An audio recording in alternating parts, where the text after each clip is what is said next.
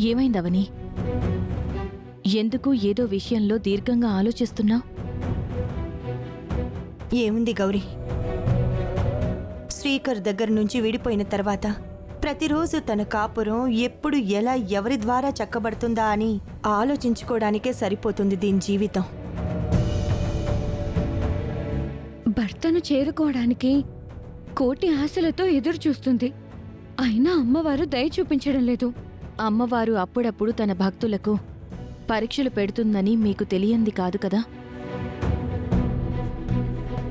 అప్పుడప్పుడు పరీక్షలు, అప్పుడప్పుడు కష్టాలు, అప్పుడప్పుడు బాధలు ఉంటే పర్వాలేదు గౌరీ.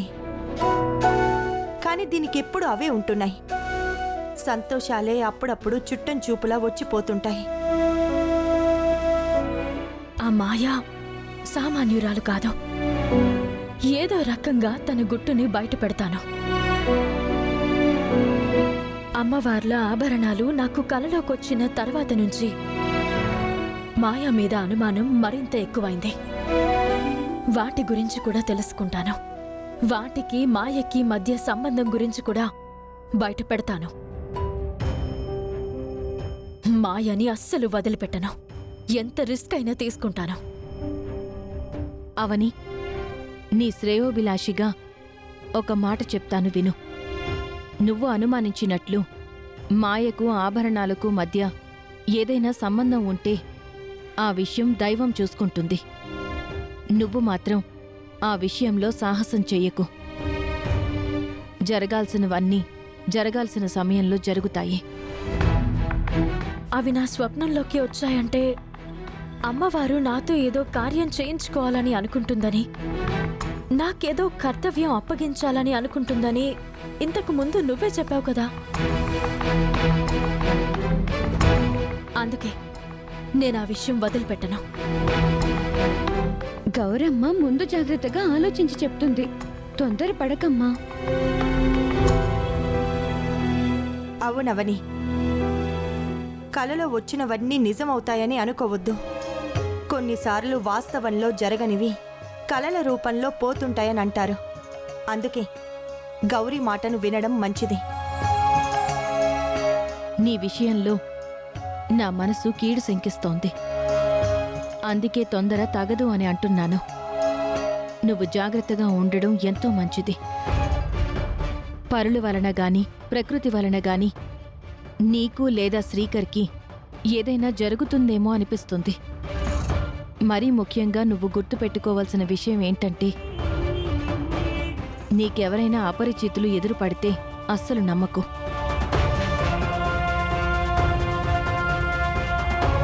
ఒక్కోసారి మన కళ్ళు కూడా మనల్ని మోసం చేస్తాయి. కళ్ల ముందు జరుగుతున్నదంతా నిజమని భ్రమింపజేస్తాయి.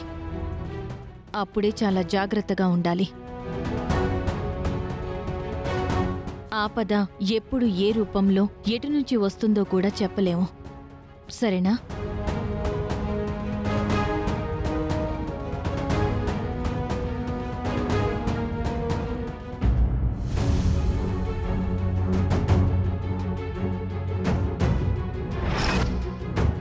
గౌరీ నా మంచి కోరుతూ కొన్ని మాటలు చెప్పింది.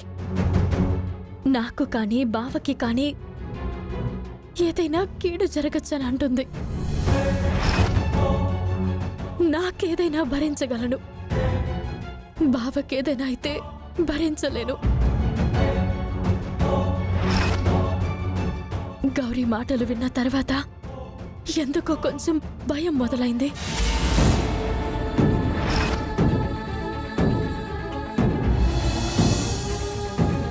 అమ్మవారి దయ వల్ల మీకు ఏం కాకూడదని కోరుకుంటున్నాను. ఎందుకైనా మంచిది, అమ్మవారి ముందున్న కుంకుమ బొట్టు తీసుకెళ్ళి నీ భర్తకు పెట్టు. అంతా మంచి జరుగుతుంది.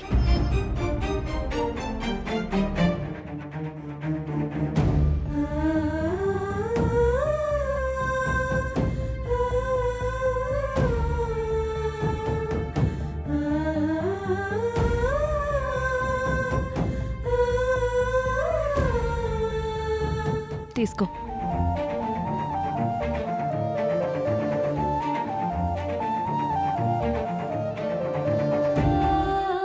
నా నాకు ఏ కష్టం వచ్చినా నేను తట్టుకోగలను. నా బావకి ఏదైనా కష్టం వస్తే నేను తట్టుకోలేను. నా బావ తెలివైన వాడే కాని కుటుంబ విషయంలో అమాయకుడు. బావకి ఏం జరగకూడదు.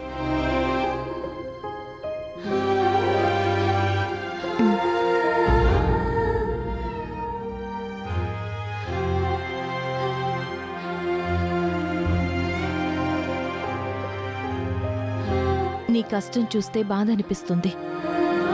నీ వ్యక్తిత్వం చూస్తుంటే ముచ్చట అనిపిస్తుంది. భర్తకు అత్తకు నువ్విచ్చే మర్యాద, కట్టుబాట్లకు నువ్విచ్చే గౌరవం, సాంప్రదాయాలకి నువ్విచ్చే విలువ కొద్దిమంది ఆడవారిలో కనపడుతుంది. నీ వంటి వారిలో. నీకు తొందరలో మంచి రోజులు రావాలి.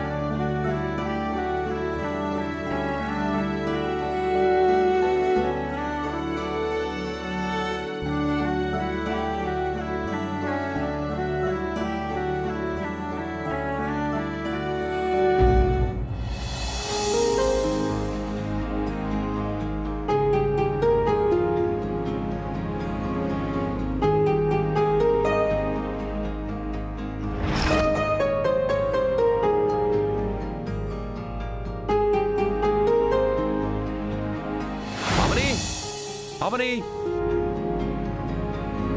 ఏంటి బావా? నీకోసం ఒకటి తీసుకొచ్చాను. ఏంటది?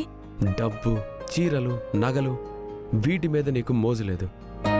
వాటన్నిటికంటే సంతృప్తినిచ్చేవి కొన్నుంటాయి. అందులో ఒకటనుకో.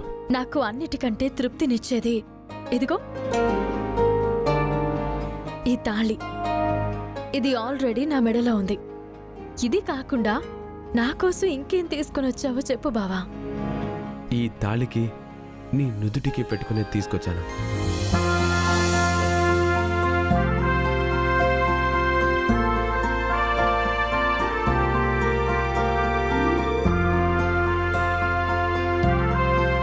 ఏంటి బావా, ఎప్పుడు మల్లెపూలు, స్వీట్స్, చీరలు తీసుకునొచ్చేవాడివి, ఈరోజు బొట్టు తీసుకునొచ్చావు. కాలి మెట్టు, తాళి బొట్టు, నుదుటి బొట్టు ఆడదానికి ఎంతో ముఖ్యమైనవి, ఎంతో ఆరాధనగా చూసుకునేవి. ఈ బొట్టుతో అత్తారింట్లో అడుగు పెడుతుంది. తన భర్త కన్నీటి బొట్టు రాకుండా చూసుకోవాలని కోరుకుంటుంది. పవిత్ర భారతదేశంలో ఆడదాని నుదుటి సింధూరానికి ఎంతో శక్తి ఉంటుంది. ఈ సింధూరంతో ఒక భార్య తన భర్తను యుద్ధానికి పంపిస్తుంది.